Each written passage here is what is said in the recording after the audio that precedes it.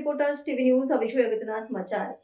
સુરતના ડિંડોલી વિસ્તારમાં રેલવે પાટા પર લોખંડની પટ્ટી મૂકી માલગાડી ઉથલાવવાનો પ્રયાસ, અજાણ્યા શખ્સ સામે ગુનો નોંધાયો। સુરતના ડિંડોલી વિસ્તારમાં રેલવે પાટા પર અજાણ્યા શખ્સે લોખંડની પટ્ટી મૂકીને એક મોટી દુર્ઘટના સર્જવાનો પ્રયાસ કર્યો હતો। આ ઘટનામાં એક માલગાડી પાટા પરથી પસાર થઈ રહી હતી ત્યારે અજાણ્યા વ્યક્તિ દ્વારા પાટા પર લોખંડની પટ્ટી મૂકી દેવામાં આવી હતી। સદનસીબે માલગાડીની ગતિ ધીમી હોવાને કારણે કોઈ ગંભીર દુર્ઘટના કે જાનહાની થવા પામી ન હતી, પરંતુ આ ઘટનાથી સુરક્ષા વ્યવસ્થા પર ગંભીર સવાલો ઊભા થયા છે।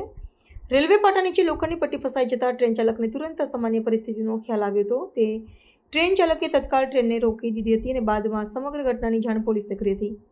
આ જાણી જોઈને કરવામાં આવેલો ગંભીર ગુનાહિત પ્રયાસ હોવાનું સ્પષ્ટ થતાં પોલીસે ત્વરિત કાર્યવાહી શરૂ કરી હતી। આ ઘટના દર્શાવે છે કે આ કૃત્ય પાછળ ટ્રેનને ઉથલાવી મોટી ખુવારી કરવાનો ઇરાદો હતો।